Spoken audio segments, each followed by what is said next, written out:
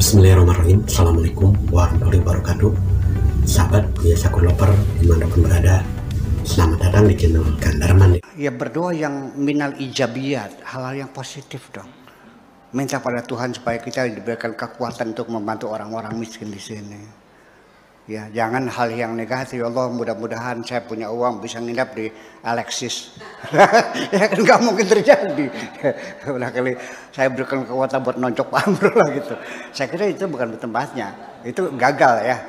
Karena kita secara alami manusia itu ada yuladu alal fitrah. Kita terlahir dalam keadaan baik semuanya. Dalam putih itu baik, nggak mungkin. Kemudian juga sebuah cerita. Dalam berdoa juga sama, kita harus alurnya apa ceritanya, asal muasalnya bagaimana, ya itu secara kronologis itu mesti jelas, ya prosesnya mesti jelas. Kemudian juga yang ketiga itu mesti diulang-ulang, jangan sekali, terus berkali-kali, berulang-ulang. Dalam sahabnya, selagi pintu Tuhan belum dibuka, jangan bergeser, biarkanlah kau bersimpuh di situ. Ya, yakinlah bahwa pintu Tuhan akan dibuka nanti. Itu. Dan ada penekanan. Penekanan itu kepada diri kita sendiri meyakini bahwa doa kita akan dikabul oleh Tuhan. Tanpa keyakinan itu nggak mungkin dong. Seorang yang melakukan hipnosis juga sama. Dia punya keyakinan orang ini bisa sugesti. Dan kedua orang itu sendiri juga memberikan kepercayaan. Kalau tidak ya bagaimana bisa? Orang tidak tahu bahwa saya kan dianggapnya kan kalau orang yang masih mengatakan Buya Sakur itu bisa apa sih? Kalau dia meyakini saya tidak bisa apa-apa, percuma saya memberi kepercayaan, nggak akan bisa kok. Nah, tapi kalau datang ke sini, datang sebagai kiai, saya pertama datang ingin bersilaturahmi, kedua minta doa, percaya. Nah, makanya seringkali pas yang datang ke sini itu belum saya kasih solusi. Baru ngobrolnya saja sudah 50% sembuh Pak. Gitu ya. Itu seperti sugesti macam itu. Ya. Jadi sugesti dalam keadaan terjaga, tidak perlu dalam keadaan tidur. Nah ini mungkin nanti bisa disinggung dengan teori Sigmund Freud yang menolak sugesti itu sendiri. Dia punya lebih baik menggunakan free association daripada kita menggunakan hipnotis semacam itu. Kemudian yang keempat adalah emotional value. Ada nilai emosi yang kita yakini sesuatu. Kenapa Anda minta seperti itu? Kenapa Anda pengen ngemat perempuan itu supaya mau dikawin sama kamu? Ya kan itu. Ada nilainya. Kenapa? Ya, ketika hal-hal yang sifatnya positif dan spiritual, karena dia anak keturunan orang yang baik-baik saja. Kemudian perempuan itu hafal Quran, berarti ya. Tapi kalau karena dia hanya cantik, itu lebih sulit. Silakan buktikan. Jadi ada emotional value di situ yang membuat kita bersungguh-sungguh.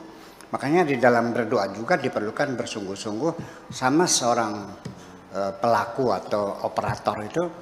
Dia harus punya self confidence tinggi. Dia yakin bahwa ini bisa saya garap, ini saya bisa lakukan.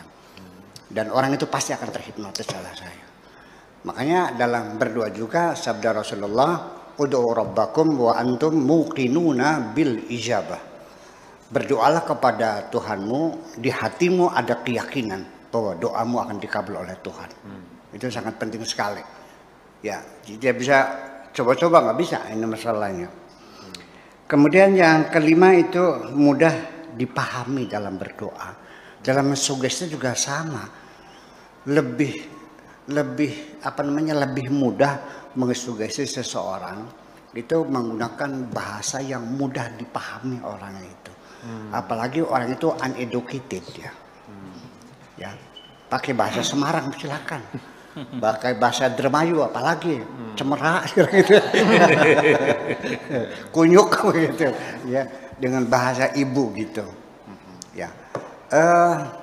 Saya sering sekali menyinggung persoalan salah kaprahnya orang berdoa. Mereka mencari doa-doa yang takbir kalimatnya itu yang indah-indah. Saya juga punya segudang doa yang kalimatnya indah-indah. Enggak ada yang saya pakai kok. Karya sastra boleh, ya kan? Nah, tapi yang penting adalah bisa kita pahami. Bayangkan seseorang berdoa di atas mimbar. setengah jam masih belum selesai. Sampai saya aminnya siapa ini? Amin. Amin, amin, amin, amin. Allahumma, Allahumma. Yang dibaca apa? Doa atasah, doa nur buat, doa kunut. Semua doa dibaca semuanya. Ternyata ketika saya tanya, apa yang kau minta? Nggak tahu.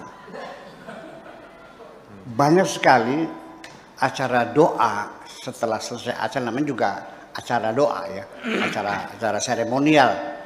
Di akhir acara penutupan ini dengan doa disampaikan oleh Bapak Kiai Tato. Nah, ternyata dia menghafal doa yang tidak tahu maknanya. Ini gagal. Lah bagaimana Tuhan nggak bingung? Kamu minta apa? Nggak tahu katanya. Mau minta apa? Nggak tahu. Itu. Kemudian ada lagi doa sambil bernyanyi. Ya Rabbana, ya Rabbana. Ada ceritanya, ada seorang Muslim lewat gereja, dia lagi nyanyi, ya ada kur ya di gereja. Itu apa itu? Oh itu lagi sembahyang. Masa sembahyang dengan nyanyi? Rupanya ada orang Kristiani yang mendengar juga. Kok menghina banget cuma lagi nyanyi. Suatu ketika dia lewat masjid juga, lewat masjid. Ya Rabbana, ya Rabbana, nyanyi juga ke sama. Jadi gak usah lah, saya menghina, ngapain sih menghinakan gitu.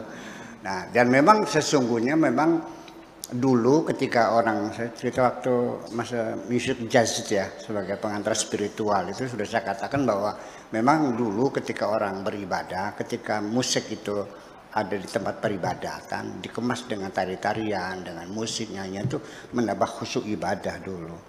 Nah, ketika musik keluar dari tempat peribadatan, maka berkembanglah menjadi musik pop, musik jazz, country dan sebagainya kan, sampai dangdut, koplo dan segala macam. Itu kan perkembangan semacam itu. Ya, jadi artinya layakkah Anda berdoa kepada Tuhan dengan bernyanyi semacam itu? Mungkinkah Pak Afkar datang kepada saya, aduh Buya tolonglah saya pinjam uang 5.000 saja. Saya kira nggak saya kasih, saya tampar mukanya. Iya, jadi mensugesti orang juga sama, nggak usah dengan lagu, pokoknya dengan bahasa ibu dan to the point langsung. Itu kan lebih kena. Dengan kemudian juga stressing ya. Harus dengan bahasa yang gagah. Bahwa itu adalah orang yang klien itu adalah bawahan Anda. Dia akan siap melaksanakan perintah Anda. Yang ada kegamangan. Ya. Dan oleh karena itu pakailah dengan bahasa yang mudah dipahami oleh sang klien. Ya. Seorang waliullah yang minta hujan itu, raja dan rakyatnya minta doa istisqa berulang-ulang, berhari-hari, berminggu-minggu, nggak pernah dikabul. Akhirnya ada saran dari seorang ulama besar, udah percuma nggak bakal dikabul, kamu dosa melulu. Masih mending minta tolong sama Syekh Abdullah aja, dia yang berdoa, dia pasti dikabul kok. Dipanggil, suruh berdoa, apa bilangnya? Ya Allah, apakah engkau sudah tidak bisa bikin hujan lagi? Kalau nggak bisa terus terang aja jujur nggak bisa. Tapi saya bertanya, ya Allah bertanya, apakah engkau tega melihat makhlukmu kelaparan kalau seandainya panen ini gagal? Belum selesai udah jatuh. Saya kira dalam sugesti juga seperti itu. Itu salah satunya. Kemudian juga jangan melanggar etika dan norma. Itu juga penting karena pasti akan ada penolakan.